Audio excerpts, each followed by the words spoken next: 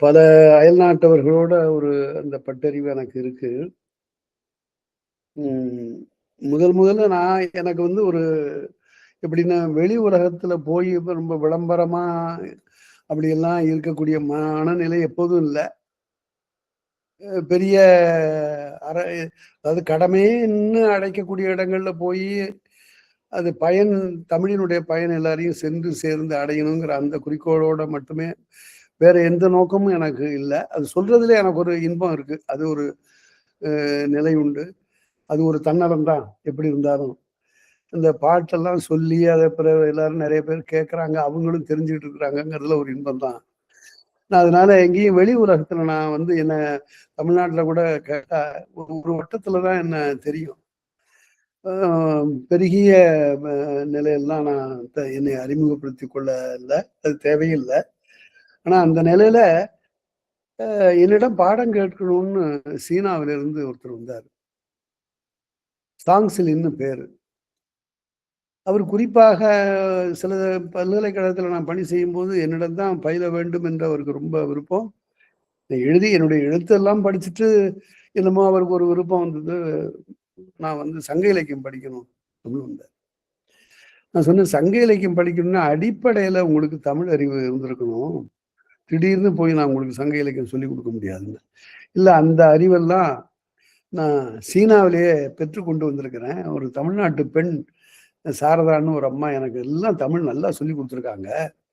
அவங்க தான் முதல்ல இந்த சங்க இலக்கியத்த உங்களிடம் பயில வேண்டும். அப்பதான் முழுமையா இருக்கும்னு சொன்னாங்க. அதனால வந்துட்டாரு. வந்த பிறகு என்னிடம் பயின்றார். அப்ப இந்த சங்க இலக்கியத்த நான் பாடமா சொல்லும்போது, அவரு அயல்நாட்டவர். அவருடைய கையெழுத்து கூட ரொம்ப அழகா இருக்கும், தமிழ் எழுத்து. அவர் நான் ஒரு நாள் பாடம் சொல்லிக்கிட்டே இருக்கிறேன். குனிஞ்சு இருந்தாரு. என்ன ஏதாவது தூங்குறாரா? இல்ல சரியா கவனிக்கலையான்னு நினைச்சு, என்ன சாங்ஸ்லின் அப்படின்னேன். நிமிர்ந்தார். 2 கண்ணுல இருந்து அப்படியே கண்ணீர் ஒழுகுது. அந்த உருக்கமான அந்த காட்சிய சொல்லுகிற என்ன விட அதிகமா உள்வாங்கிட்டு, அப்படியே கசிந்து அவரு தன்னை மறந்து அவர் சொன்னாரு. "என்ன அழகான ஒரு காட்சி, என்ன அழகான ஒரு மனம்" அப்படின்னாரு. அப்பதான் அந்த இலக்கியத்தோட ஆற்றல் தெரிஞ்சது.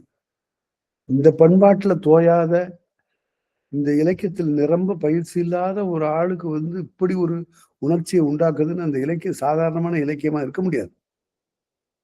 அது மாதிரி அதே போல ஒரு ஜெர்மனிக்காரர். அவர் சில நாட்கள் தான் என்ட்ட பயிலணும்னு இருந்தாரு. அவரும் பயின்று இருந்தாரு.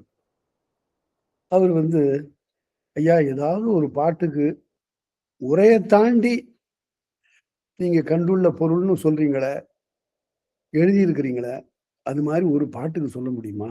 அப்படின்னு கேட்டார். சொல்லலாம். அமெரிக்காவுல தொடர் வண்டியில நான் ஏறி போகும்போது, நியூயார்க்ல இருந்து தொடர் வண்டியில ஏறி போகும்போது, ஒரு பாட்டு அதுல ஆங்கிலத்துல எழுதியிருந்தது. அந்த பாட்டு வேற ஒண்ணும் இல்ல. அது குறுந்தொகையினுடைய 40வது பாட்டு ஆங்கிலத்துல எழுதப்பட்டிருந்த பாட்டு. உங்களுக்கு தெரிஞ்ச பாட்டு தான். "யாயும் ஞாயும் யாராகியரோ எந்தையும் நுந்தையும் எம்முறை கேளீர் யானும் நீயும் எவ்வழி எளிதும் செம்புலப் பெயல் நீர் போல அன்புடை நெஞ்சம் தாம் கலந்தனவேங்கிற பாட்ட ஆங்கிலத்துல ஏ.கே. ராமானுஜத்தினுடைய மொழிபெயர்ப்பு. அத எழுதியிருந்தத பார்த்தேன். அந்த பாட்ட நான் சொன்னேன். இத உரையெல்லாம் கடந்து நீங்க பார்க்கணும்னு ஒரு இடத்துல எழுதியிருக்கீங்களே, அது என்ன செய்தின்னு கேட்டார். நான் அப்ப சொன்னேன், இந்த பாட்டுல நெறைய இருக்கு. புதையல் இருக்கு இதுல. எடுக்கலாம். எப்படின்னு கேட்டா, யாரோ ஒரு ஆள் அங்கிருந்து புலங்கடந்து, நிலங்கடந்து ஒரு பெண்ண பார்த்து, அவளுடைய உள்ளமும் ஒன்றிய நிலையில இப்ப இந்த பாட்ட சொல்றான். எங்க அம்மாவும் யாரோ, உங்க அம்மாவும் யாரோ. யாயும் ஞாயும் யாராகியரோ. எங்க அம்மா யாரோ, உங்க அம்மா யாரோ. ஒருத்தருக்கு ஒருத்தர் அறிமுகம் இல்ல. எந்தையும் நுந்தையும் எம்முறை கேளு. எங்க அப்பா, உங்க அப்பா ஒருத்தருக்கு ஒருத்தர் சொந்தம் இல்ல. யானும் நீயும் எவ்வழி அறிதும். நானும் நீ நானும் நீயும் இதுக்கு முன்னாடி ஒருத்தர் ஒருத்தர் சந்தித்தது இல்ல. ஒருத்தர் ஒருத்தர் தெரிஞ்சுக்கிட்டதும் இல்ல. அப்படி இருந்தும் கூட நம்முடைய உள்ளம் ரெண்டும் இந்த செம்மண் நிலத்துல பெய்த நீர் மாதிரி இப்படி கலந்துருச்சு. இது அன்பினுடைய செயல் தானே அப்படிங்கிறான். இது சாதாரணமா எல்லாரும் சொல்லக்கூடிய பொருள். இதை எப்படி தாண்டி பார்க்கறது இந்த பாட்டு? இந்த பாட்டு ரொம்ப பெருமைக்குரியதுன்னு எப்படி பார்க்கறதுன்னா, இந்த பாட்டுல ஒரு 7 வினா இருக்கு. 7 கேள்விய நான் கேட்கிறேன்னு அவையில கேட்டேன் ஒரு முறை. நெறைய பெரிய அவை அது. ரொம்ப உற்று கேட்டுக்கிட்டு இருந்தாங்க. 7 வினா கேட்கிறேன். தெரியும், தெரியாதுன்னு மட்டும் விடை சொல்லுங்க அப்படின்னு சொன்னேன். முதல்ல இந்த தலைவன் என் தாயும், உன் தாயும் ஒருத்தருக்கு ஒருத்தர் தெரியாது.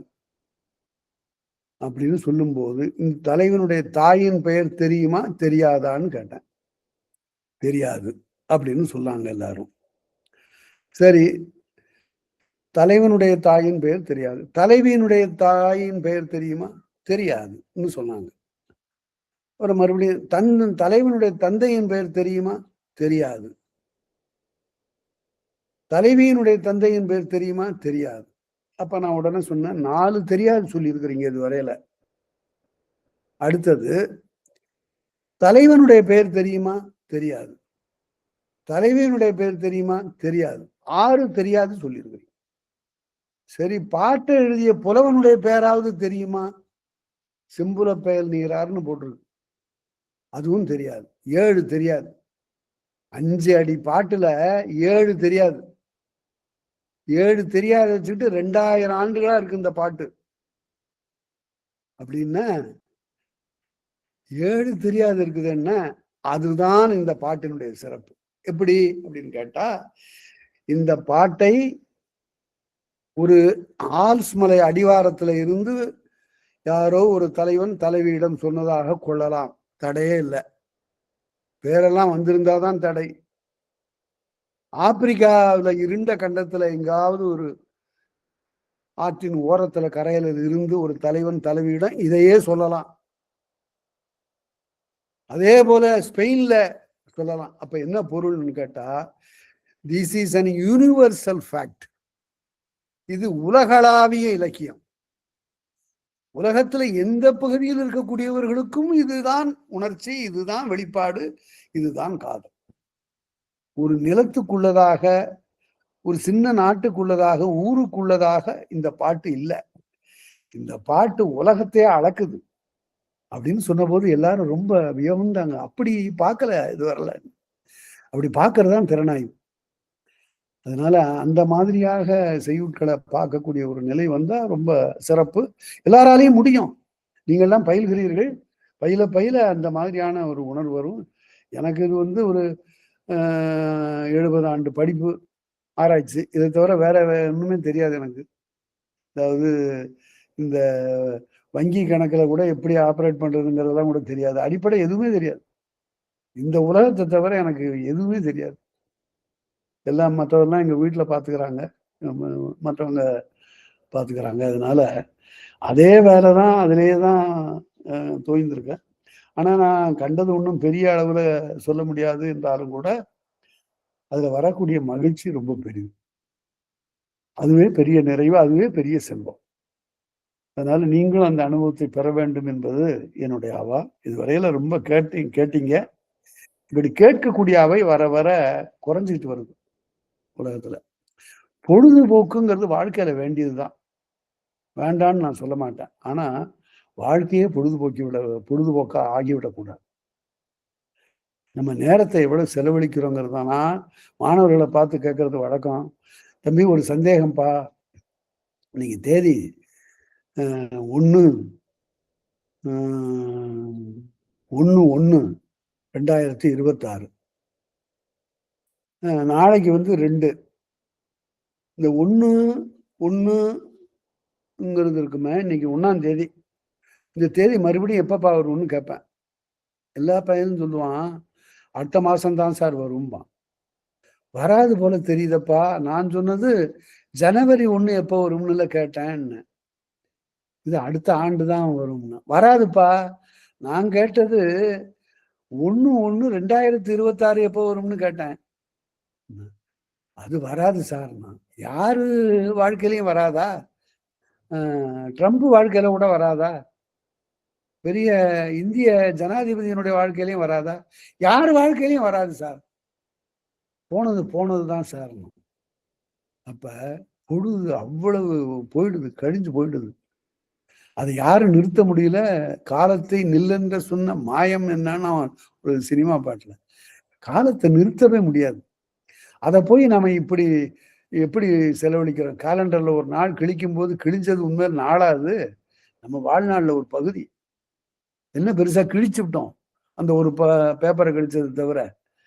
அதனால அத ரொம்ப நல்லா பயன்படுத்தணும். ஆனா உலகம் இப்ப பொழுதுபோக்குல சிக்கிடுச்சு.